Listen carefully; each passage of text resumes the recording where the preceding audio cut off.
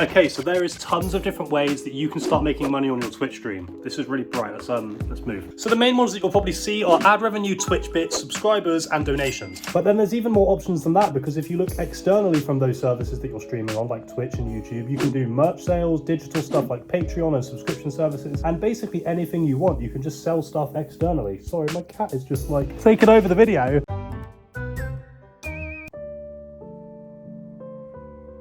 So how much money does Twitch pay you as a brand new affiliate, and how much did I make from my first ever Twitch payout? Well, let's find out.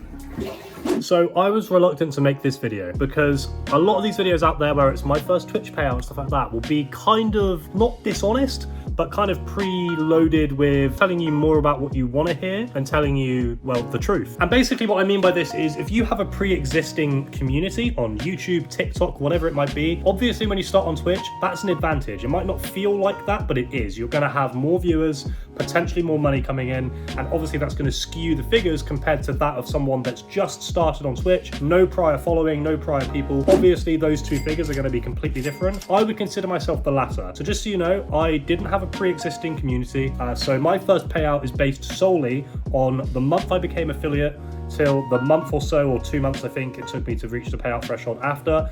And I'm going to show you kind of the realistic view of how much money you should expect to make if you start on affiliation with nothing more than just, you know, your baseline average viewers. I do think, just a little interjection here, there's a lot to be said for other platforms. I know a lot of people don't like hearing it, but realistically, if you want the most growth, and especially if you're looking at monetary, kind of like making this your job, you kind of can't just do Twitch anymore. What I mean is, put clips on YouTube. You're going to stream, just record the stream. And then if there's a funny moment, take the time to watch your stream back. If you stream for like an hour, it doesn't take much longer to just watch that hour. If you really want to like maximize your growth and your time for value, those clips are going to be the value. It's going to spread to way more people that way. You think if you stream for an hour and 3 people watch it the whole time, that's 3 people that have seen it. However, if you put that Twitch clip on YouTube Shorts or TikTok or both, even better. So even if 10,000 people see it, let's say that's not even a huge amount of views for TikTok virality, and 1% of those 10,000 come and look at your Twitch channel and maybe shoot you a follow. What is 1% of 10,000, everybody? What is 1% of 10,000? That's 100 people that you've just gotten to see, if not follow your channel, from one clip that was already in a stream that you did anyway.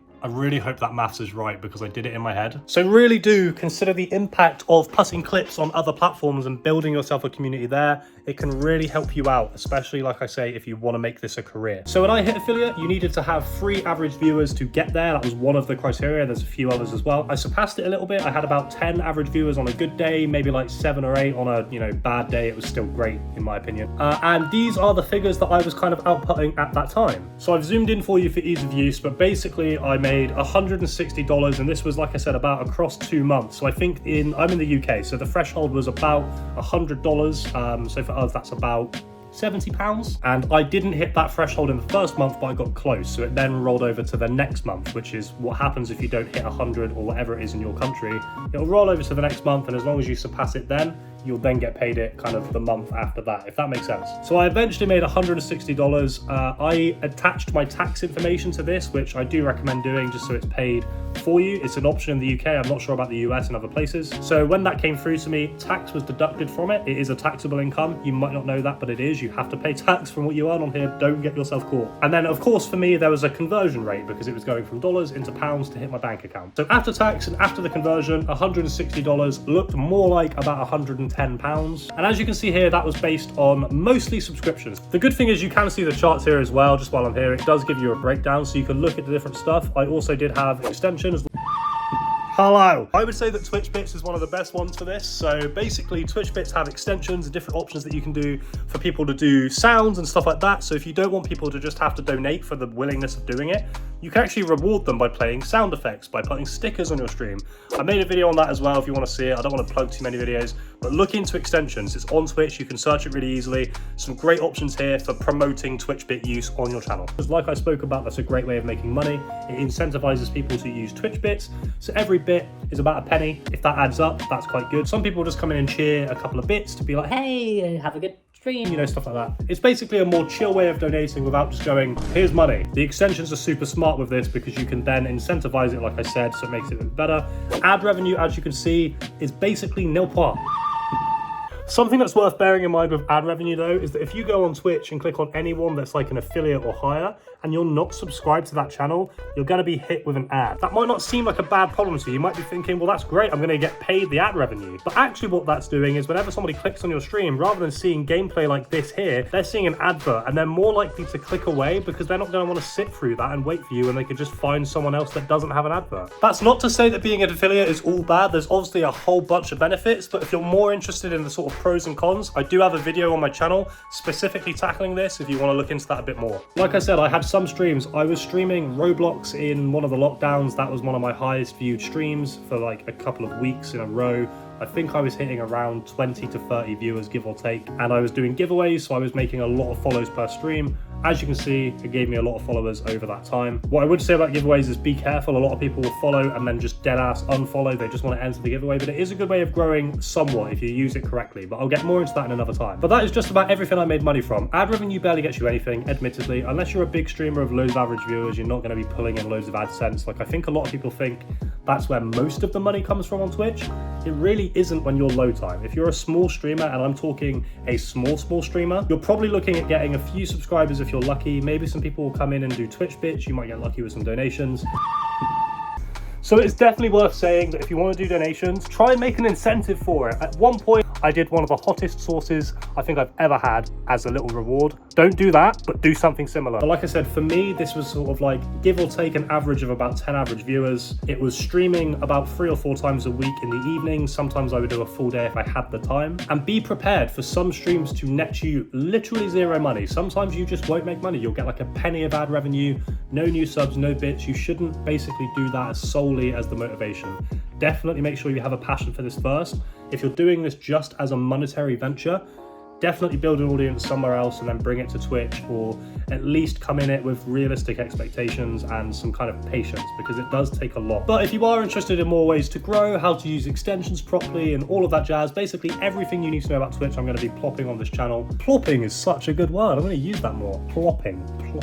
I stopped recording there and I realized I didn't touch on merch. I did opt to do that at one point. I don't really recommend it when you're quite small on Twitch. For me, it didn't net a lot of money. I just did it because I liked the idea of having a t-shirt, and if someone bought one, I thought it'd be awesome that someone was wearing something that had my name on it. But that being said, that didn't add a lot to my first payout, and I don't think it even fell within that category, so it's not that important. But merch is an option, like I said earlier. I would recommend just doing maybe like a t-shirt with a logo or your name on it. Just as it's there, you know, it's an option. Someone could do it if they want to. It nets you a little bit of extra sort of passive income, especially if you use sites like Teespring where it's like pre-made for you. Then there's this. The good thing about Patreon is you can still have tiers like you do with tier 1 subs, tier 2 subs, so you can do money going up and you can do advantages going up. So as you can see here, like I have one set up where there's a few different things that are included here, but then I amp it up each time and sort of add more bits. You can make this whatever you want, and that also just makes it more free and less bound by whatever Twitch wants you to do. So you can have as many different tiers as you want. I've got about 4 on there. You could do as many as you want, as little as you want. You could have one tier for like £1 or $1, or you could have like 20 tiers, one being like £1 million or something stupid. It's always good to have that freedom, especially if you don't want to be an affiliate to lock yourself into all of the negatives with that. This is a way of sort of controlling this on your own. The only real negative is it is external, so you are kind of pushing people away from Twitch to have to pay to do it. That being said, it's a little bit more freeing.